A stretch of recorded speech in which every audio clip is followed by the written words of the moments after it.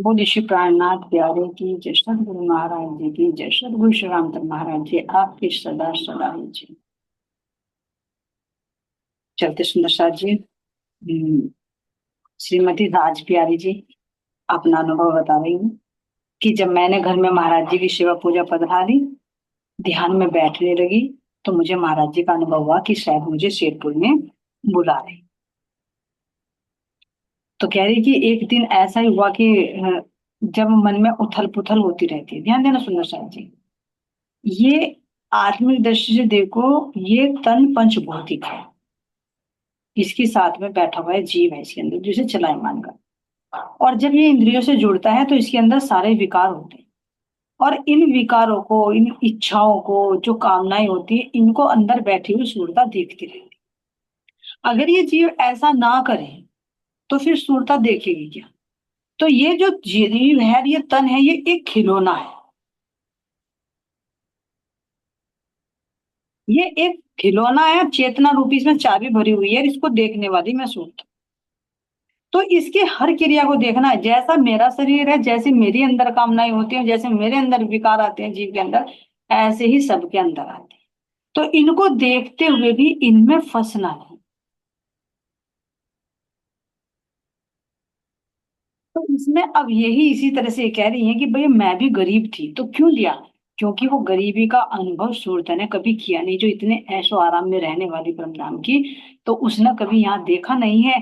तो उसको यहाँ पर दिखाना, हर आत्मा का अलग अलग अनुभव है। लेकिन जब हम अपने मूल में जागृत होंगे तो सबके अनुभव का आनंद लेंगे। जो कोई गरीबी में है और एक सखी अमीरी में है, तो जब मूल में जागेंगे, एक दिल्ली में पहुंचेंगे, तो वो गरीबी में रहने वाली उस अमीरी का सुख का अनुभव करेगी, और जो अमीरी में रहने वाली वो गरीबी के, क्योंकि अद्वैत है। जो एक के दिल में आएगा वो सबके दिल में आएगा। जैसे चीज है ना, देखा ना, जैसे जब महाराज जी के साथ में सुंदर साथ निकले हुए थे और भिक्षा मांग मांग कर लाते थे, तो महाराज जी बड़े प्यार से खाते थे, पूछते थे किसकी झोली के है ना, तो मिल बांट कर खाते थे सब, हर एक की झोली का आनंद लेते थे। इसी तरह से जो ये सखियां हैं, सब जो हम बैठे इस तन के ऊपर, तो जो खेल का अनुभव ले रही है ना, और जब हम जागृत होंगे तो सब पूछेंगे ये, अच्छा ये इसका अनुभव है, अच्छा ये इसकी झोली का है, अरे इसकी झोली का एक दुख है, इसकी झोली का एक सुख है ना, इसने ये अनुभव किया। तो ये मिल बांट कर फिर कितने हंसी आएगी, कितने लगेंगे, उसका आनंद का बयान नहीं किया जा सकता। तो ये भी धनी की लीला है। तो ये कह रही है कि भाई मैं भी बहुत गरीबी में थी, और जैसे तैसे था, वो थोड़ी सी उम्मीद थी कि अब तो महाराज जी से जुड़ गई, तो जैसे उन पर ताजे वाले भैया पर काम उनका अच्छा बन रहा है, उनकी गरीबी दूर है, तो मेरी भी गरीबी छुड़ाऊंगी। अब मैं आश्रम में भी जाऊंगी, महाराज जी का भजन कीर्तन भी करूंगी, भोग भी लगाऊंगी, सब कुछ अच्छी तरह से सेवा करूंगी। जो चित्त में इच्छा होती है वो एक ना एक दिन निकल ही जाती है। जिस मकसद से नाम लिया जाता है वो निकल ही जाती है। तो कह रही कि एक दिन ऐसे ही पूजा पाठ करके, आरती वगैरह करके मैं बैठ गई और मेहर का पाठ करने लगी। और पाठ करते करते दिल में आया कि महाराज जी से जुड़ गए और फिर भी हम ऐसी गरीबी में ही हैं। क्योंकि भाव यही आता ना कि भाई ताजे वालों के तो काम अच्छा चल रहा है, उनके महाराज जी आते हैं, तो मैं भी नाम ले लूं, शायद मेरी भी गरीबी दूर हो जाए। अभी बाहर की गरीबी है, अंदर की गरीबी तो नहीं पता ना। सबसे बड़ी तो अंदर की गरीबी है, जो हमारे पास अपनी भी पहचान नहीं है, जो हमें अपने परमात्मा का भी नहीं पता, अपने घर का भी नहीं पता, जो इतने बड़े बड़े महलों में, नूरमयी महलों में रहने वाली है ना, और यहाँ इस भव सागर में डूब रही, तो अभी उसका नहीं पता, बस यहीं की गरीबी दूर करनी।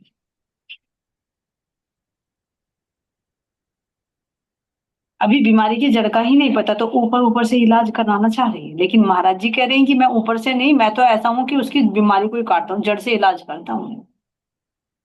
तो कह रही कि मैंने एक दिन पाठ किया, तो ऐसे ही बैठे बैठे अंदर से महाराज जी से बोल पड़ी कि मैं बोली क्या नहीं सुनोगे, यूं ही दुख रहेगी? अरे महाराज जी, क्या आप हमारी आप भी नहीं सुनोगे? जब हमने आपका तारतम ले लिया, आपकी सेवा पूजा पधरा लिया, आपको भोग लगाते हैं, सब कुछ करते हैं, फिर भी क्या हम एक गरीबी ऐसे ही घिरे रहेंगे, हम ऐसे ही गरीब बने रहेंगे? शरण आपके आकर भी क्या बने दुखों के ग्रास रहे? आ गए ना दिल में। ध्यान देना सुंदर साथ जी। पता लग जाता है कौन किस भाव से आया, तो एक ना एक दिन वो खोल कर रख ही देता है। तो अंदर में आ गया, क्योंकि चित्त में वो बीज पड़ा हुआ था ना। तो जब देखा कुछ नहीं हो रहा, तो एक दिन क्या ही बैठे महाराज जी आपकी शरण में आकर भी, ऐसे हम गरीब बने रहे, ऐसे ही घेरे में रहे, और फिर हम क्या, हम इसी झोपड़ों में पड़े रहे, जहां आग चोरों का डर। इस झोपड़े में पड़े हैं जिसमें पता नहीं कब आग लग जाए, कब इसमें चोर घुस जाए, कब इसमें कुत्ते बिल्ली घुस जाए, कोई सामान भी रखने के स्थान जगह सुरक्षित नहीं है। हम तो पड़े पड़े, तो क्या आप भी इसी झोपड़े में बैठे रहोगे? कम से कम आपको जब पधरा लिया घर में, तो आप तो बनवा दो अच्छा सा एक महल। कम से कम अच्छा महल ना हो तो रहने का ठिकाना तो सही हो जाए। बोले अगर थोड़ा भी होता, कह रहे हैं बचे न कुत्ते बिल्ली से भी, कब कृपया होगी हम पर। हमारे पे महाराज जी कब कृपया होगी, हम ऐसे ही झोपड़ों में पड़े रहेंगे।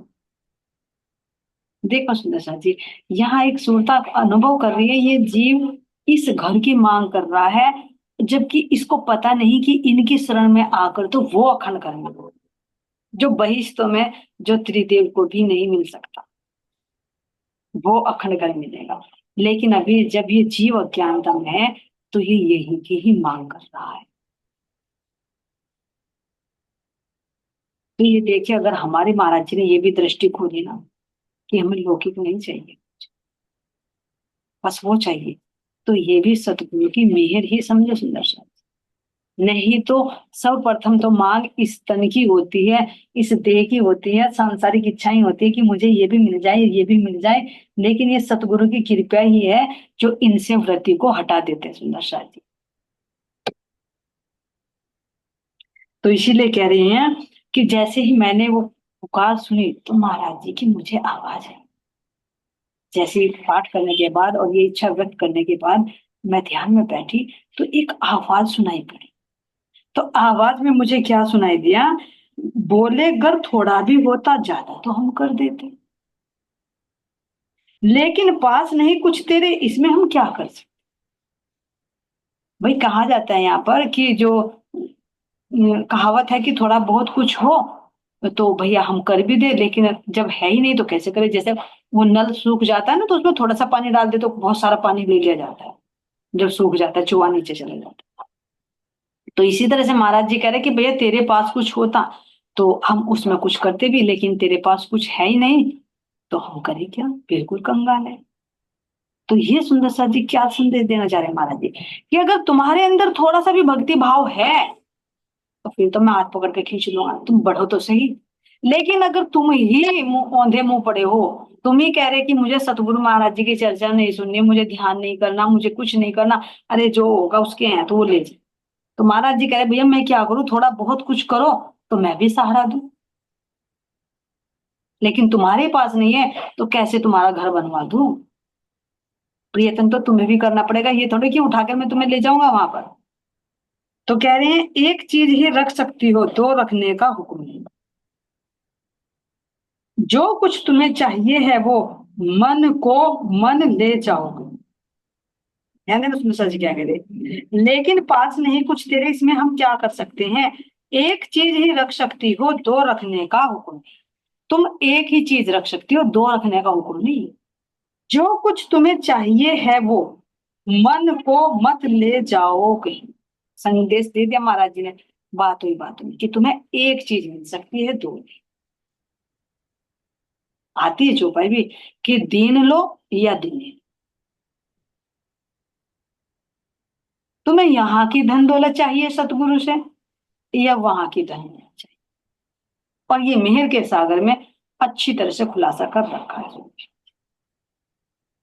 अगर अंदर की मेहर लोगे तो बाहर की मेहर तो फ्री में मिलेगी, और अगर बाहर की लोगे तो आखिर होत अक्षय। यही संदेश इसमें देना चाह रहे हैं। तो कह रहे कि जो तुम्हें कुछ चाहिए है वो मन को मत ले जाओ कहीं, जो तुम्हें चाहिए वो मिलेगा, लेकिन तुम अपने मन को कहीं और मत ले जाओ। तुम्हें दो में से एक ही चीज मिलेगी। ध्यान देना सुंदर सा। संदेश भी दे दिया और ये भी कह दिया कि तुम्हारे पास कुछ हो तो मैं करता, लेकिन है ही नहीं। और उसी के साथ साथ में दूसरा संदेश भी दे दिया कि तुम्हें एक चीज, लेकिन वो कहा कि वो अंदर में नहीं आया कि महाराज जी ने क्या संदेश दिया। बातों बातों में कितनी गहरी बात कह जाती है महाराज जी, ध्यान देना। कोई बिरला ही पकड़ पाते हैं उनकी बातों, नहीं तो अन्यथा लोग क्या कह जाते थे, अरे ये तो पता नहीं क्या टाक गाड़ी है, बक बक करते रहते, बकवास बताते थे। लेकिन उनकी बातों बातों में जो छिपे भेद हैं, कोई पारखी ही पकड़ पाता है जिसको वे पकड़वाना चाहते हैं। तो अब उन्होंने देखा वो बात तो नहीं पकड़ी कि भाई दो में से एक ही मिलेगी, तो वो महाराज जी कौन सी चीज कहते कि एक मिलेगी, और ये भी कहते कि अपने मन को मत लेकर जाओ। लेकिन फिर बस वो आधी बात पकड़ ली कि तेरे पास कुछ होता तो मैं काम करवा देता, लेकिन है ही नहीं तेरे पास कुछ। वो बात पकड़ ली तो कह रही, मैं गई पति जी के पास कि भाई आपके पास कुछ जमा पूंजी है क्या।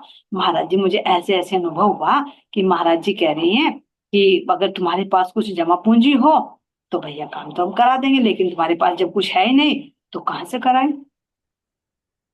तो कह रहे कि अपना काम रुड़क सकता है दिया हमें पीर विश्वास। सतगुरु महाराज जी ने विश्वास दिलाया कि हमारा काम आगे बढ़ सकता है अगर हमारे पास कुछ जमा पूंजी हो। तो अब वो कह रहे हैं, उनके पति ने बोला बोला वह है पास हम पे, जमा बैंक में है पैसा। पति कह रहे हैं कि भैया मेरे पास तो है पैसा, कोई बात नहीं, हम काम शुरू करा देंगे, बैंक में पैसे पड़े हैं।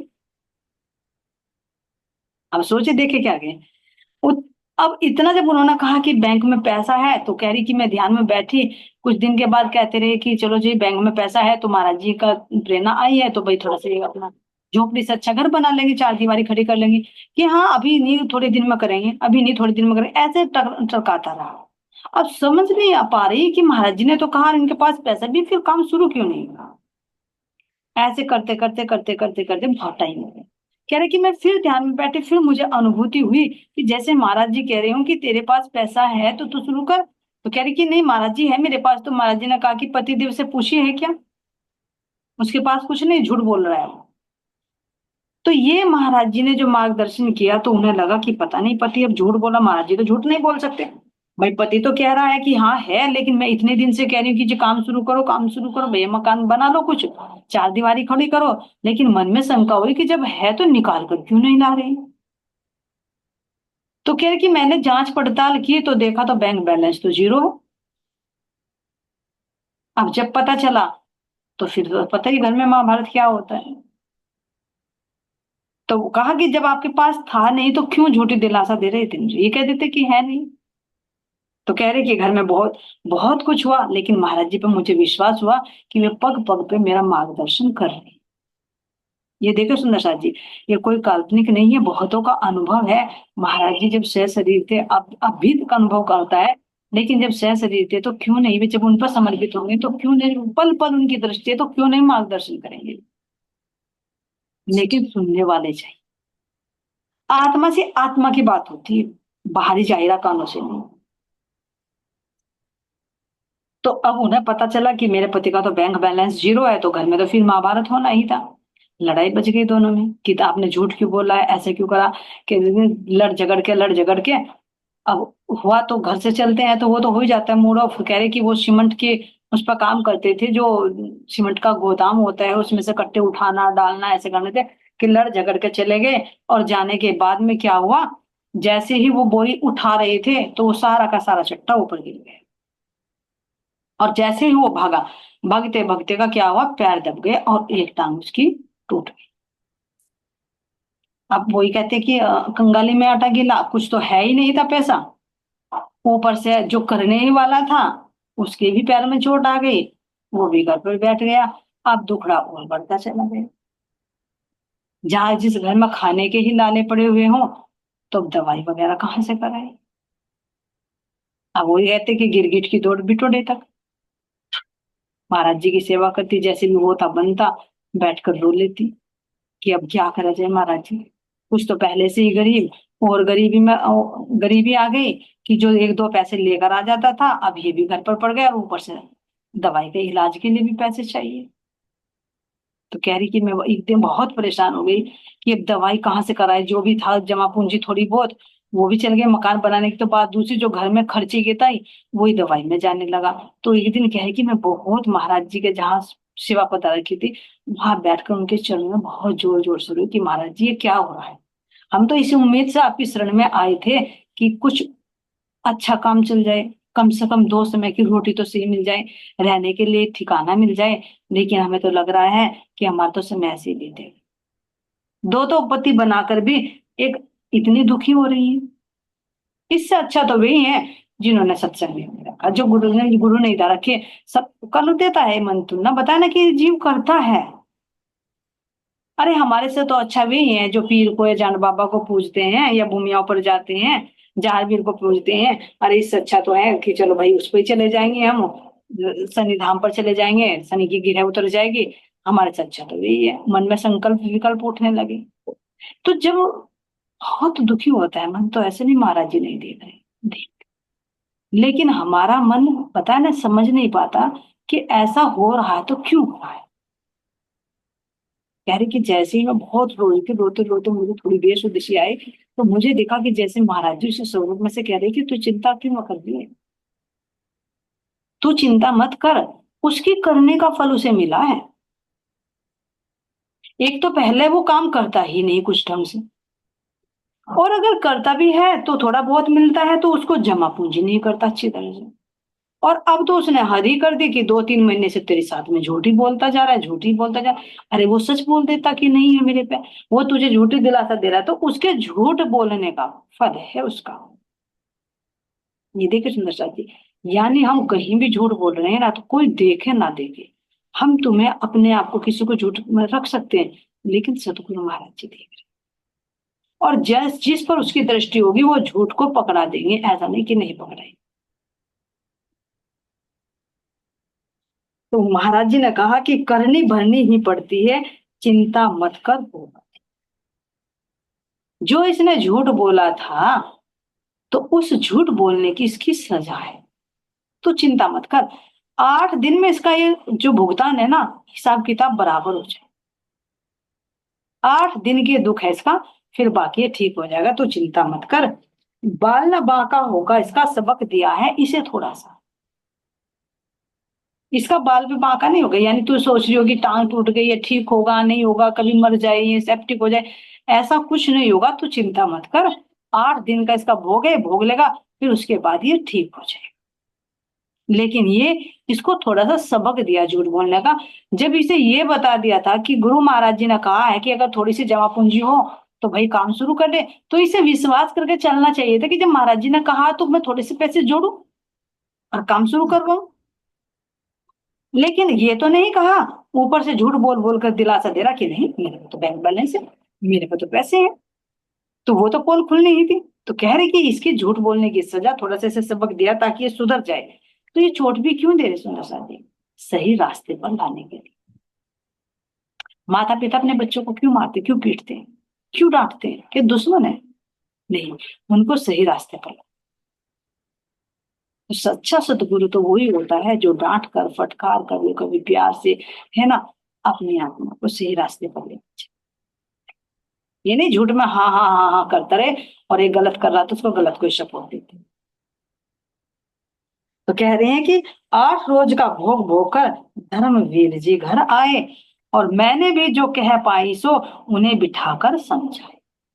8 रोज का जैसे भोग भोगा, ठीक होकर शायद हॉस्पिटल में होंगे, इसलिए कह रहे कि घर आए, क्योंकि फ्रैक्चर हो गया तो अच्छी तरह से ही टांग टूटी होगी, घर पे तो आने तक ले नहीं रहा होगा, प्लास्टर वगैरह हुआ होगा।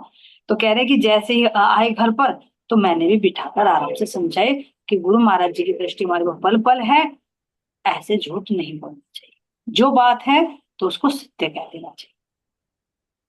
लेकिन सुंदर साथ जी, आजकल का ऐसा माहौल हो रहा है कि झूठ इतना बढ़ रहा है, इतना बढ़ रहा है कि सही पूछे ना, बिना वजह के भी झूठ। इसको नोटिस करना है, हम भी बोलते हैं, कोई अन्य की बात नहीं, अपनी देखना है। अगर बाय चांस कोई पूछ रहा है ना कि भाई कहाँ हो, तो बैठे हो घर पर, कह देंगे अरे भाई मैं तो वहां था, मुझे कुछ काम सा था, या किसी मान मर्यादा के लिए। जहां हमें कोई नुकसान नहीं, वहां भी हम झूठ बोल देते हैं। एक बात तो क्यों बोल रहे झूठ? भैया एक बात बता, अगर मैं किसी से कह रही हूँ, मान लीजिए मैं घर पर ही हूँ और किसी को कह दूं कि मैं तो वहां हूँ, है ना, झूठ बोल रही हूँ, पता है वो तो मालिक देख रहा है। तो एक बात बताइए, ये ऐसे झूठ बोलने से किसका फायदा हुआ? मेरा अपना नुकसान ही हुआ, मेरे कर्म में वो चढ़ गया झूठ बोलना। और धीरे धीरे क्या होता है, फिर वो संस्कार बनने लगता है, हम ना चाहते हुए भी झूठ बोल जाते हैं। तो इसको भी हमें दृष्टा भाव में देखना है। जीव है, ये झूठ बोलेगा, बोलता है। एक तो ये इसकी ज्यादा मात्रा हो जाती है, बोलता ही रहता है, हैबिट बन जाती है। एक कुछ ऐसे नेचुरली भी झूठ बोल जाता है। जैसे होती है ना, हमारे अंदर कुछ बीमारियां होती है कि कुछ दिखाई दे देती, और कुछ छिपी हुई बीमारियां होती है, उसका पता नहीं लगती। जैसे फुंसी हुई या खुजली हुई, है ना, ये चीजें ये तो बाहर दिखाई दे रही है, लेकिन कुछ बीमारियां ऐसी होती है जो अंदर ही अंदर होती है। तो एक ये होगी कि एक तो हमें रोग ही दिख जाता है जो मानसिक रोग है, और एक अंदर ही अंदर होता है जिसको हम देख भी नहीं पाते। तो महाराज जी इसी चीज को दृष्टि में लाना चाह रहे हैं कि स्थूलता की दृष्टि से अपने अंदर देखो कि ये संस्कार जो जन्म जन्मांतर से चिपके हुए आ रहे हैं, तो कितना मैं झूठ बोलती हूँ। तो जब भी हम इसको देखने लगे हम, तो समझो कि मैं जागृत हो रही हूँ, मैं आत्म भाव में आ रही हूँ, जो इस जीव की मैं कमियों को पकड़ने लगी। तो धीरे धीरे धीरे धीरे धीरे धीरे उसमें सुधार है। कोई एक नहीं, हमारे अंदर बहुत ढेर के ढेर हैं विकारों के। यही देखना चाहिए।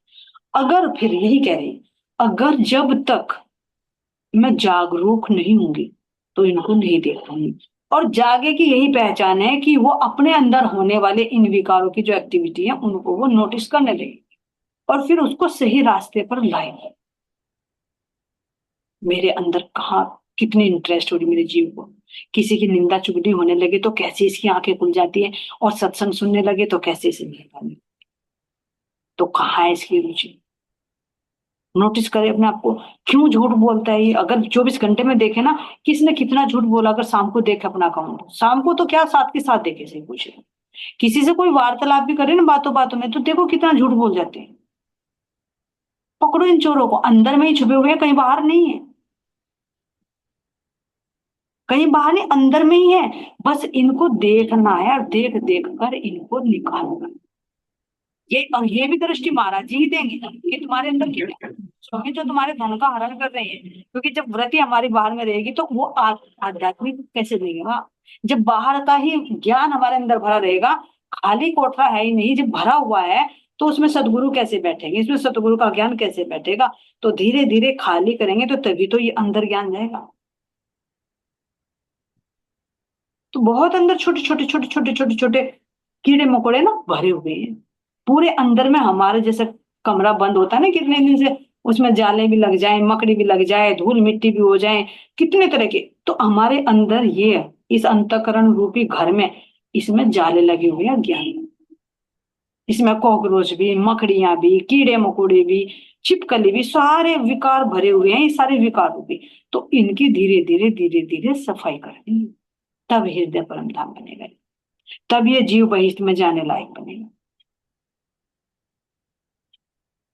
ऐसे हमें अपने आप को देखना। और नहीं तो महाराज जी कह रहे भैया जैसे करोगे उसका फलता होगा।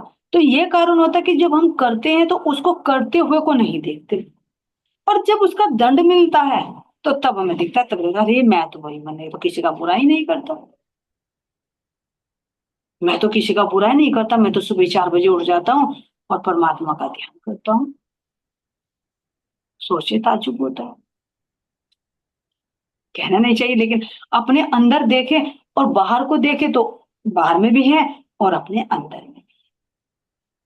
तो यहाँ कह रहे हैं कि महाराज जी ने बता कि भैया उसका वो है, तो चिंता मत कर, जैसे तैसे होगा वो ठीक हो जाएगा।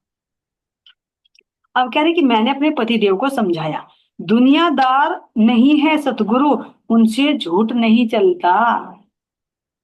ये झूठ तुमने मेरे से नहीं बोला, ये मेरे सतगुरु से बोला है। जब सतगुरु ने कहा था कि तुम्हारे पास कुछ पल्ले हो तो भैया काम चल जाएगा, और नहीं पल्ले तो मैं कहाँ से काम चलवाऊंगा? तो तुमने जो मेरे से झूठ कहा कि हाँ पैसे हैं बैंक में पड़े हैं, तो वो झूठ मेरे तक नहीं, मेरे अंदर बैठे सतगुरु को जा रहा। तो ध्यान देना, अगर हम सुंदर साथ से झूठ बोल रहे हैं तो वो सतगुरु से झूठ बोल रहे हैं, तो वो बख्शा नहीं हुआ। हम सुंदर साथ में भी बहुत झूठ बोल जाते हैं। ध्यान देना, कहीं पैसे का घपला कर रहे हैं, कहीं भोग का घपला कर रहे हैं, कैसा अच्छा अच्छा आया तो पीछे वो गद्दी को सरका दो, बाद में शाम को खा लूंगा, जो सुंदर साथ है उनको मुरमुरे बांट बांट कर भगा दो। तभी तो कहा कि जो पुजारी होते हैं ना अधिकतर, देखी थी मैंने एक वीडियो में, बताया था कि वो अगले जन्म में कुत्ता बनता है। कि क्यों कुत्ता बनता है भाई पूछे, तो क्या पुजारी बन के कुत्ता बनेंगे, तो वो पुजारी कोई ना बने। क्यों बनता है मंदिर में रहने वाला पुजारी कुत्ता? क्यों? क्योंकि उसके कर्मों पर डिपेंड। अगर उसकी दृष्टि है कि भोग आया महाराज जी का, तो दृष्टि आ गई अच्छा अच्छा मैं रख लूं, और खराब खराब मैं पब्लिक को बांट दूं, और उसको आराम से मैं 2 दिन तक स्टोर करके खाऊंगा, तो उसकी दृष्टि कैसी होगी? कुत्ते जैसी, कि इसका भी खा, इसका भी खा, इसका भी खा। तो जो भेदभाव करेगा प्रसाद बांटने में भी, तो उसका नेचर ऐसा हो गया, तो उसके स्वभाव के अनुसार तो उसको अगला जन्म मिलेगा। ये देखना सुंदर सा जी, भागवत में भी बहुत प्रसंग दिए, जो दिया था ना वो धेनुकासुर का, कि बाघ था उसके फल वो खाने नहीं देता था किसी की को, चाहे वो सड़ जाए गल जाए। तो ऐसा हमारा भी नेचर होता है कि अच्छी अच्छी चीज जो है हम किसी को ना दे, खुद खुद खुद गटर गटर कर जाए, चाहे वो फ्रिज में रखी रखी सड़ जाए, पर किसी के मुंह ना पड़े। तो वो हमारे अंदर धेनुकासुर है, तो उसका वध तो महाराज जी करे ही करेंगे भैया, अगर उनको उद्धार करना है। तो ये सारे राक्षस हमारे अंदर हैं, इनको महाराज जी निकाल रहे हैं। तो कह रहे हैं कि महाराज जी दुनियादारी नहीं है सदगुरु, कभी तुम दुनियादार से सोच रहे हो कि भैया उससे झूठ बोला तो उसे कौन सा पता चल रहा है? झूठ झूठ में इतने फेंकते हैं, सही पूछो इतने फेंकते हैं। अगर किसी के पास नहीं, अरे मेरा तो एक प्लाट वहां पर पड़ा है, एक प्लाट वहां पर पड़ा है, मेरे तो वहां पर इतनी मीलें चल रही। अरे भैया एक बात बताओ, तुम मुझे दे दोगे क्या अपना प्लॉट? तो फिर झूठ की बोलकर क्यों अपनी झोली बारी कर रहे हो तुम? किसके लिए? डींगे मारने के लिए? तुमने बोला वो तो रिकॉर्ड हो गया, लेकिन तुमने मुझे बताया इतने प्रॉपर्टी, मैं तो बोलकर एक तरफ हट गई, मैं मुझे कौन सा तेरे मुझमें जाकर मकान बनाने हैं? फिर हम सोचे देखे कि हम इतना झूठ किस लिए कमा रहे हैं, क्यों कर रहे हैं, विदाउट रीजन। कोई उसका रीजन नहीं है, फिर भी क्यों?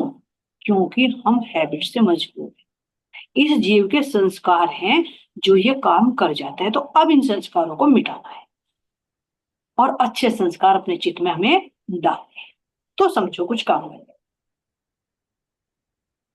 कोशिश करो, समझ लो उनको, चलो ना उनके संग उल्टा।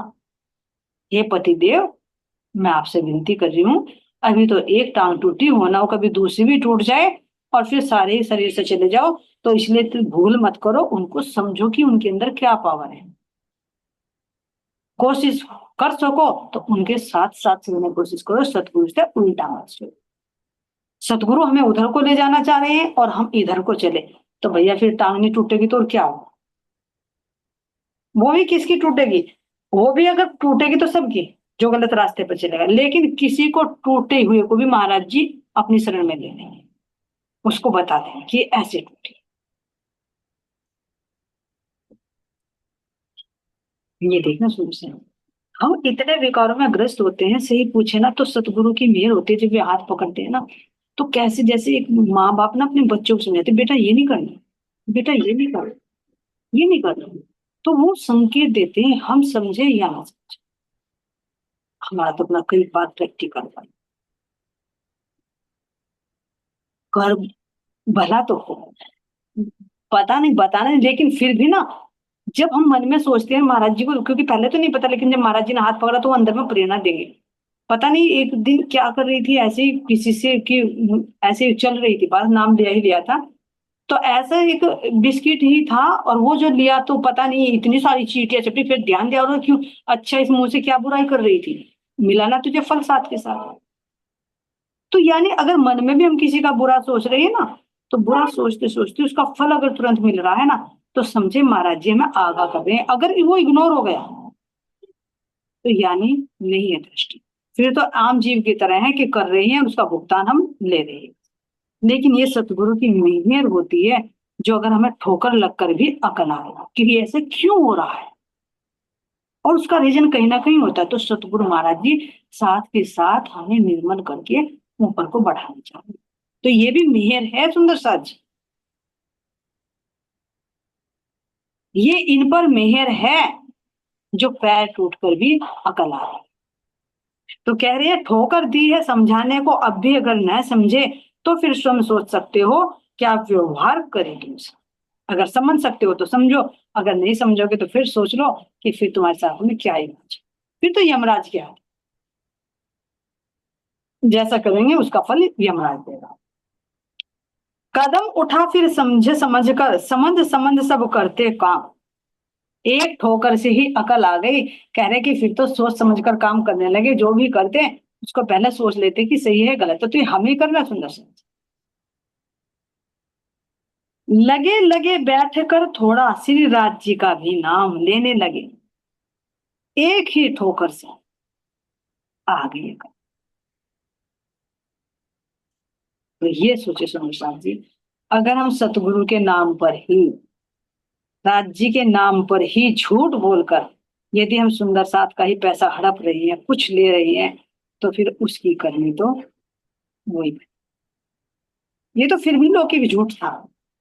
अगर हम मंदिर के ही नाम पर, सतगुरु के नाम पर ही झूठ बोल रहे हैं, तो क्या फिर ये कहें कि भैया मुझे कैंसर क्यों हो गया, अरे मंदिर में रहते रहते मेरी टांग क्यों टूट गई। भैया हम टांग टूटी हुई तो देख रहे हैं, हम कैंसर को ही तो देख रहे हैं, तेरे हार्ट फैल को ही तो देख रहे हैं, लेकिन जो पीछे छिप छिप कर हो रहा है उसको तो गुरु महाराज जी जानते हैं, उसका फल है। तो कह रहे कि मेरे पति अब धीरे धीरे समझ समझने लगे, अच्छे कार्य भी करने लगे, है ना, थोड़ा थोड़ा बैठकर सतगुरु का नाम भी लेने लगे। ठोकर जब लगती पैरों को, पैर आप उठकर चलता, एक दो बेरी का कहना तो बिल्कुल समझ नहीं चढ़ता।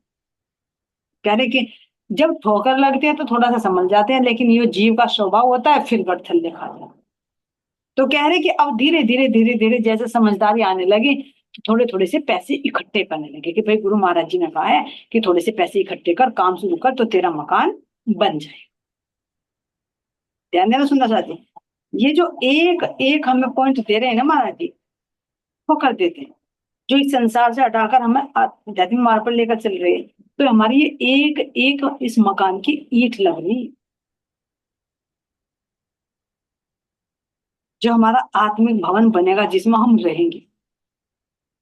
और नहीं तो इस कंगाल कंगाल पड़े यहाँ पर भिखारों के घर में।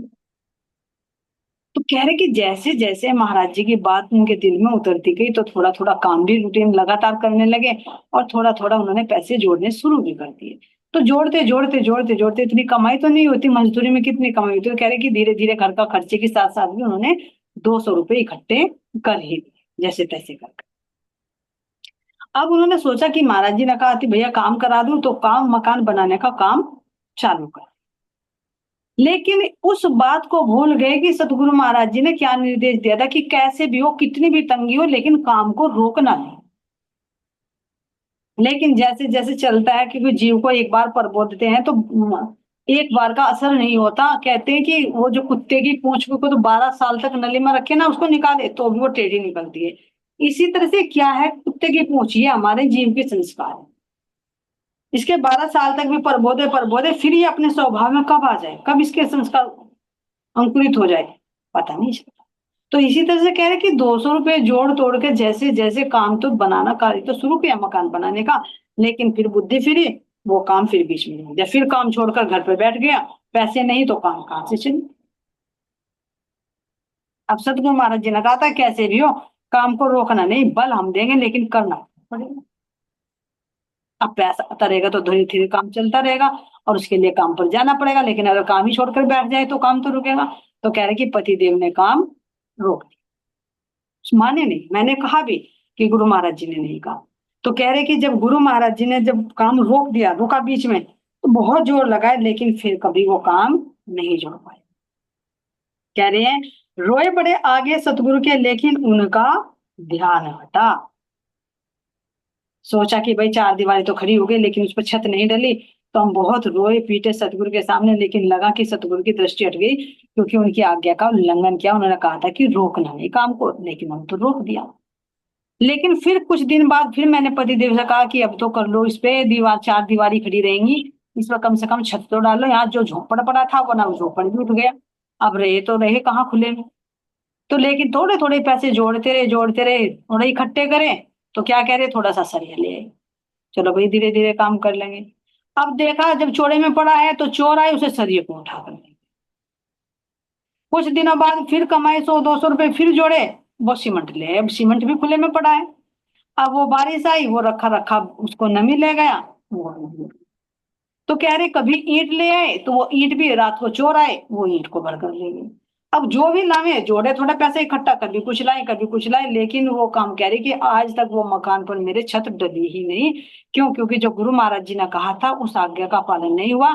तो भैया उनके हुक्म का अगर हम उल्लंघन करेंगे तो कभी भी मकान बन ही नहीं पाए। जो भी काम इकट्ठा करेंगे वो क्या होगा, कहीं ना कहीं वो खराब ही हो जाए। तो कह रही हैं कि बहुत कह रहे हैं कि हम अपने हालों पर बहुत रोए, किसे हम दोष दे, सतगुरु महाराज जी की कृपा तो बरस रही है, लेकिन हम देने वाले पात्र नहीं। और कह रही कि आज तक वो मकान ऐसे पड़ा। सुंदर सा जी इसमें महाराज जी क्या दे रहे हैं, क्यों कहा कि काम रोकना नहीं। ये हमारा आत्मिक भवन बनना है। ध्यान देना।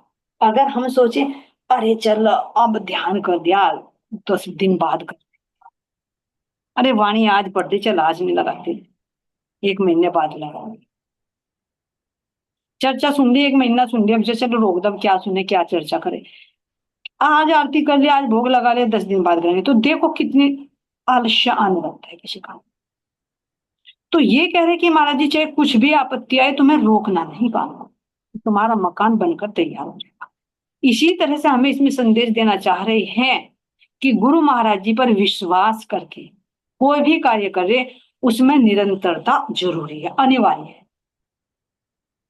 अगर हम वाणी चर्चा सुन रहे हैं तो हमें निरंतर सुननी है, उसमें ये नहीं कि अब जैसे मान ली बी तक चल रही तो हमने सुन ली, सुनने के बाद हमने 1 साल की छुट्टी डाल दी, भैया 1 साल बाद करें।